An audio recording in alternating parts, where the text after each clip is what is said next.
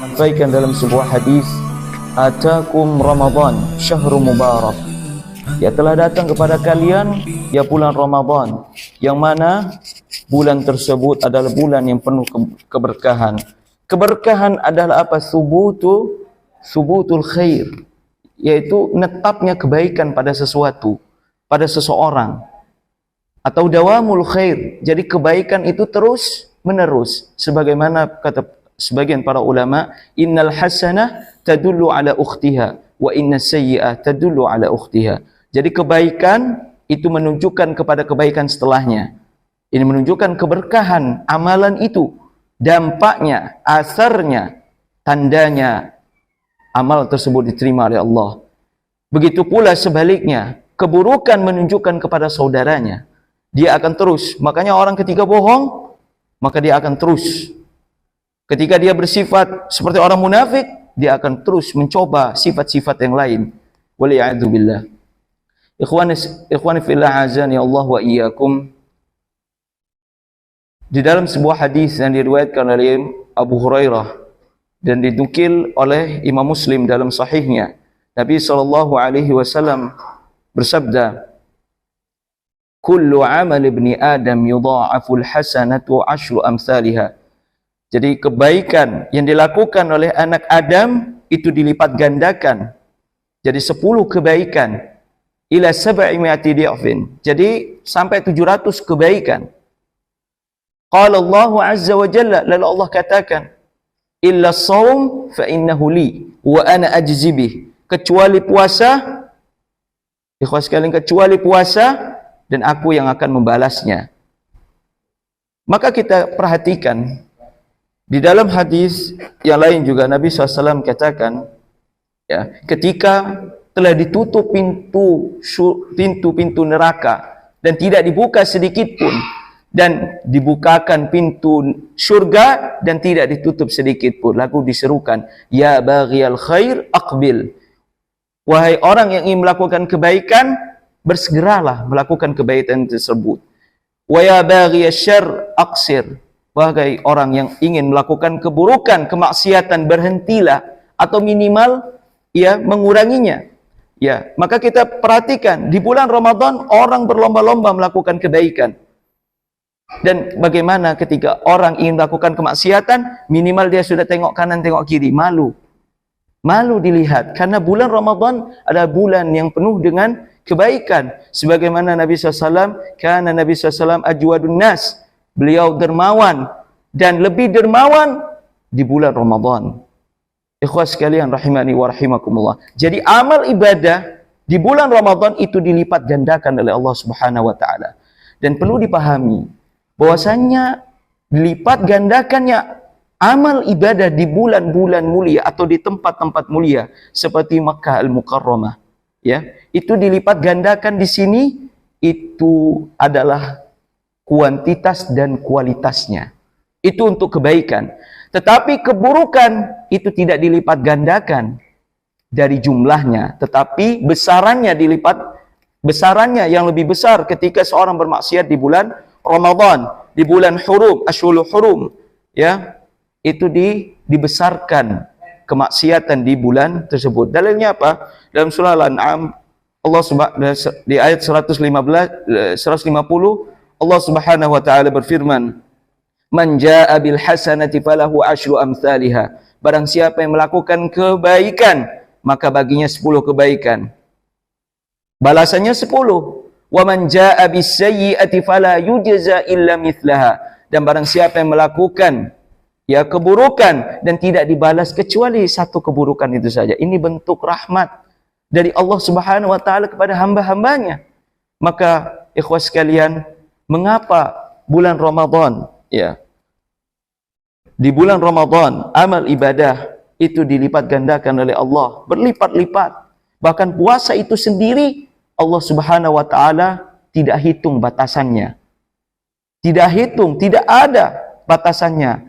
Ini sebagaimana disampaikan oleh Ibnu Rajab Al-Hambali di dalam kitabnya Lataiful Ma'arif. Beliau mengatakan bahwasannya ya puasa itu adalah bagian dari kesabaran. Karena ikhwas sekalian, kita ketahui bahwasanya sabar itu memiliki 3 macam. Yang pertama adalah sabar dalam menjalani ketaatan kepada Allah. Yang kedua, sabar dalam meninggalkan kemaksiatan. Dan yang ketiga adalah sabar dalam menerima takdir dari Allah Subhanahu wa taala atau ketentuan Allah Subhanahu wa taala.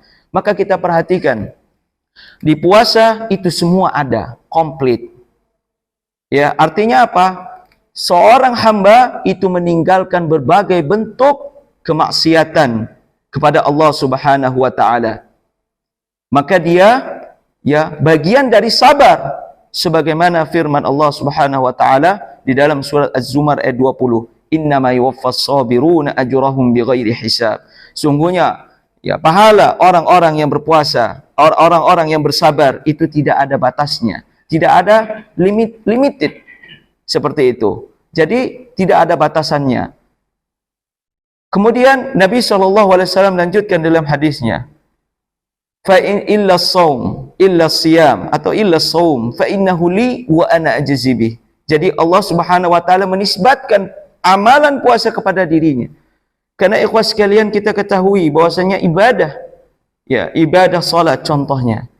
Ketika salat kita tidak makan dan tidak minum, tidak melakukan aktivitas, cuman itu berlangsung sebentar, hanya beberapa menit. Tetapi tatkala sebelum salat dihidangkan makanan, maka kita dahulukan makanan tersebut apabila kita butuh. Sama seperti seorang yang berihram, dia tidak boleh menggauli istrinya, tidak boleh memakai wangian, tetapi dia boleh menikmati yang lain. Tetapi puasa, seorang tidak boleh menunda apapun itu. Tatkala azan telah berkumandang, fajar telah terbit, maka dia harus menahan dari berbagai bentuk berbagai bentuk hal-hal yang dilarang oleh Allah Subhanahu wa taala. Dan hakikat orang yang berpuasa bukan hanya menahan lapar dan dahaga saja, tetapi yang sebagaimana Nabi SAW sampaikan dalam hadis yang diriwayatkan oleh Ibnu Majah, laisa siyam minal akli wasyurb, bukanlah puasa itu hanya menahan lapar, dahaga saja, walakinnas siyam minal lagwi warrafas. Jadi menahan dari perkataan yang tidak senonoh, perbuatan yang tidak bermanfaat dan lain sebagainya. Maka ikhwas sekalian, ketika seorang hanya menahan lapar dan dahaga saja, maka tidak ada bagian puasa baginya. Ikhwas sekalian rahimani wa rahimakumullah. Lalu dilanjutkan dalam hadis yang di awal tadi, lis-shaimi farhatan, bagi seorang yang berpuasa itu mendapatkan 2 kenikmatan. Farhatu inda fitrih, ketika dia kebahagiaan ketika dia ketika dia berbuka puasa. Kenapa? Ketika seorang berpuasa, dia meninggalkan seluruh itu. Seluruh larangan-larangan Allah, mulai dari makan, minum, dan berkata yang tidak senonoh dan lain sebagainya. Bukan berarti boleh setelah itu, bukan. Tetapi dia menahan itu semua. Sebagai penghibur orang yang puasa, dia dihadapkan dengan dengan buka puasa.